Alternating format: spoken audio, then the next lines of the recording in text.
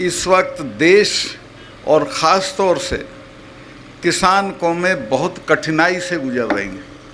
अगर दिल्ली में बैठे हुए लोगों का बस चला तो वो सबसे पहले तो खेती को ख़त्म कर देगी, ताकि आप खेती छोड़ के शहरों में भाग लो मजदूरी के लिए, और उसके बाद फौज को ख़त्म कर देगी।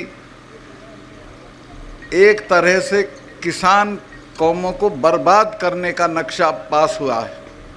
इस पे लड़ना पड़ेगा और जो लोग लड़ेंगे वो बचेंगे।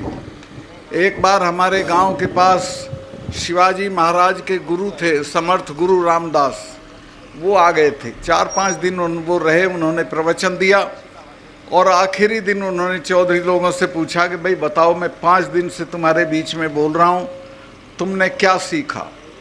एक चौधरी खड़ा हो गया कि जी हमने ये सीखा कि जो कौमें रुका रोला करेंगी वो जिंदा रहेंगी, यानी जो लोग लड़ेंगे वो जिंदा रहेंगे। मैं आपसे कहने आया हूँ कि लड़ने की आदत डालिए और लड़ने का फैसला कीजिए।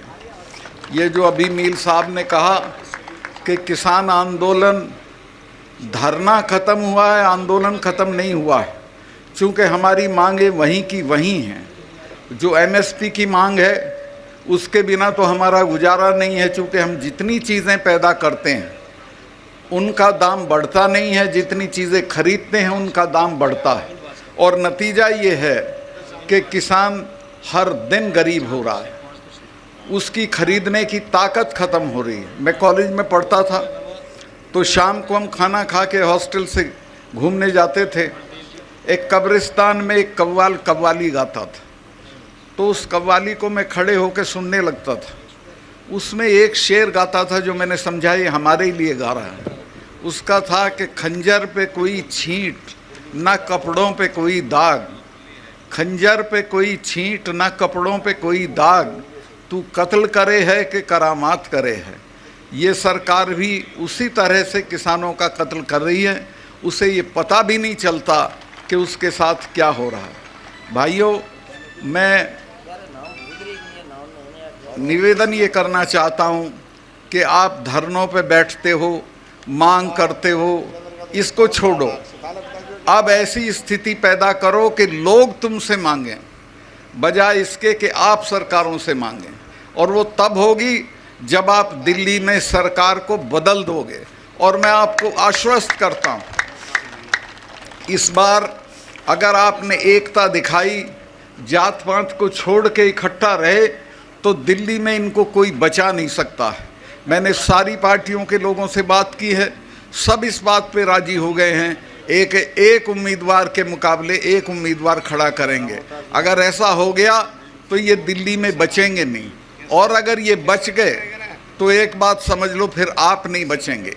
ये आखिरी मौका है हम लोगों के लिए कि हम अपने पेशे को, अपनी ज़मीनों को, अपने बच्चों को बचाएं। मैं बहुत लंबा भाषण नहीं देना चाहता, सिर्फ इतना कहना चाहता हूं कि देश बहुत गलत आदमी के हाथ में है। जब ये अभी मैं बोला था 4-6 दिन पहले, बड़ा शोर हो गया देश में, इन्होंने बड़ा तमाम तरह के लोग वो पालतू जो हैं वो लहका दिए मेरे ऊपर।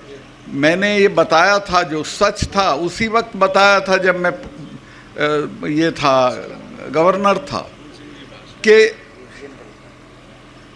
जो वहाँ पुलवामा में जो अटैक हुआ हमारे सिपाहियों पे, 40 लड़के मरे हमारे जवान, वो नहीं मरते अगर ये उनको 2 हवाई जहाज़ दे देते, 5 हवाई जहाज़। वो लड़के अगर मेरे से मांग लेती सीआरपी तो मैं 5 हवाई जहाज़ दे देता, लेकिन गृह मंत्रालय ने वो उनको हवाई जहाज़ नहीं दिए और वो सड़क के रास्ते चल दिए।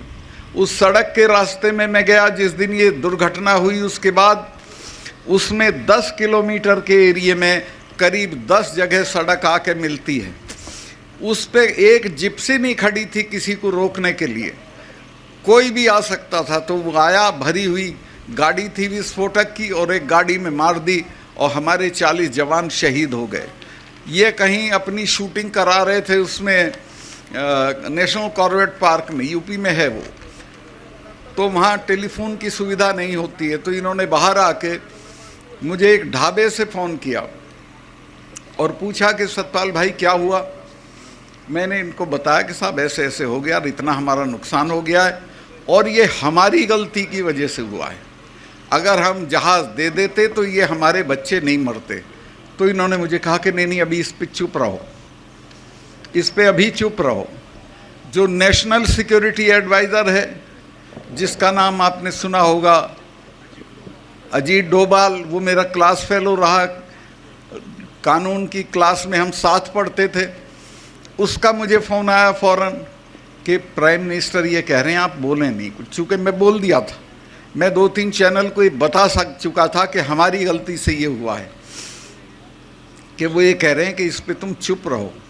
मैं समझ गया था कि अब इसका ये पूरा राजनीतिकरण अपने चुनाव के लिए करेंगे, जो मर गए वो भाड़ में जाए, इनको कोई मतलब नहीं है। और आज तक उस पूरे मामले की कोई जांच नहीं हुई है, कोई उसका नतीजा नहीं आया है। अब आप अंदाज़ा लगा सकते हो कि कितने ख़तरनाक लोग देश चला रहे हैं, जिनको अपने सिपाहियों की जान से हमदर्दी नहीं है, जिनको अपने देश से हमदर्दी नहीं है, और बात लंबी चौड़ी करते हैं, मन की बात करते हैं, कभी तन की बात करते हैं। तो मैं आपसे ये कहना चाहता हूँ कि बहुत हो गया, अब संभल जाओ, और अब नहीं संभलोगे तो हमारी तो अब उम्र लंबी हो गई, चले जाएंगे, लेकिन आपकी पीढ़ियां याद करेंगी कि कभी आपने गलती की थी और एक ऐसी सरकार को बने रहने दिया था जिसने आपका सब बर्बाद कर दिया, खेती भी, फौज भी, नौकरियां भी। तो मैं आपसे, और मैं आऊँगा, इलेक्शन में भी आऊँगा, जो भी आपका आदमी लड़ेगा उसके लिए। मैं तो, मेरे पैर में बहुत तकलीफ़ है, लेकिन फिर भी मैं घूम रहा हूँ, महीने में कम से कम 10 पब्लिक मीटिंग करता हूँ, सब जगह जा रहा हूँ, सबसे बात कर रहा हूँ, और मुझे ये कामयाबी मिली है कि सब इसके लिए राज़ी हो गए हैं कि एक उम्मीदवार के मुकाबले एक उम्मीदवार खड़ा करेंगे। और अगर ये हो गया तो मैं आपको आश्वस्त कर दूं कि ये बचेंगे नहीं, इनकी शक्ल नहीं पहचानी जाएगी, ये जो आज इनका घमंड है ये सारा चूर चूर हो जाएगा। सब सहमत हो गए हैं, सारी पार्टियां सहमत हो गई। मैं बहुत लंबा भाषण कर दिया, भाई इतना ही कहना चाहता हूं कि ये मौके रोज़ नहीं मिलते हैं। ये मौका अभी फिर तो 5 साल को बाद जाएगी, और 5 साल में तो ये इतनी बर्बादी कर देगा कि आप अंदाज़ भी नहीं कर सकते हो। 5 साल में तो पता नहीं क्या क्या हो जाएगा। तो मैं काफ़ी आपका समय लिया, अभी मैं इतना ही हाँ, असली चीज़ तो मैं बोल ही नहीं रहा था, वो थी यहाँ के शहीदों की कुर्बानी। आपके जो 5 लोग शहीद हुए थे, वो अंग्रेज़ों की बंदूकों के सामने खड़े हो गए थे। जब उनकी औलाद हो तो इससे क्या डरने की ज़रूरत है, ये तो कोई चीज़ ही नहीं है।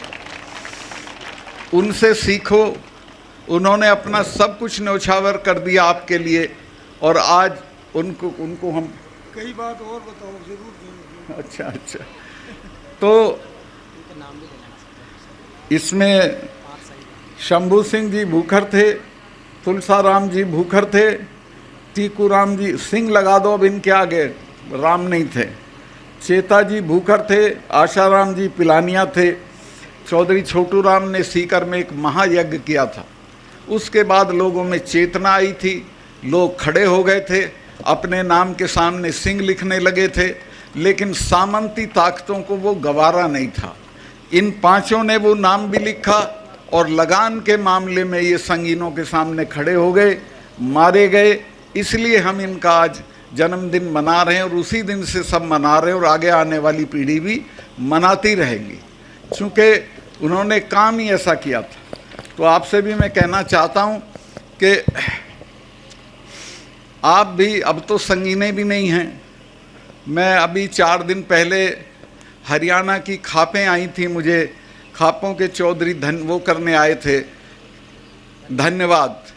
उनको कहीं से सुन गया था कि CBI ने मुझे बुलाया है, तो मैंने उन्हें समझाया कि मुझे नहीं बुलाया, CBI मेरे यहाँ आ रही है बात करने, और वो मेरी जांच नहीं कर रही है, बल्कि जो मैंने बताया था कि कहीं 150 करोड़ रुपए की रिश्वत ली जा रही थी, उसकी जांच करने आ रही है, उस सिलसिले में मुझसे बात करेगी। तो उन लोगों को ये पता चल गया, तो वो आए। मेरा घर 2 कमरे का है, वो भी किराए का। तो मैंने उनको एक पार्क में उनका खाना बनवाना शुरू कर दिया। तो प्रधानमंत्री के यहाँ से आदेश हुआ और पुलिस आ गई, और पुलिस ने कहा कि साहब यहाँ खाना नहीं बनेगा, ये पब्लिक प्लेस है, डीडीए की ज़मीन है। मैं कहा यहाँ नहीं बनेगा तो मेरा तो घर है नहीं, मैं तो थाने में ही बनेगा। फिर चलो भाई। तो हम थाने पे जा चढ़े और 2 घंटे के अंदर अंदर फिर आदेश बदल गया। फिर उन्होंने कहा हमने किसी को गिरफ्तार नहीं किया है, सब फ्री हैं, खाना खा के जा सकते हैं। वहीं खाना बना, खाया और चले आए। तो अगर अड़ जाओगे, अगर हिम्मत कर लोगे, तो कोई आपके सामने खड़ा नहीं रहेगा। कोई डरने की ज़रूरत नहीं है किसी से भी। आप अपना हौसला रखिए, एकता रखिए, जातियों का इकट्ठ रखिए, इसमें ये जात और वो जात मत करिए, तो आप कामयाब होंगे और आपको कोई नहीं रोक सकता है। मैं बहुत लंबा हो गया, इसी के साथ मैं आपका आभार व्यक्त करता हूं कि इतनी गर्मी में भी आप आए। मुझे दिल्ली जाना है, कोई मीटिंग है शाम की, तो मैं अभी निकलूँगा और स्वामी जी महाराज के भजन से वंचित रहूँगा, उनसे माफ़ी मांग के जाऊँगा। बहुत बहुत धन्यवाद।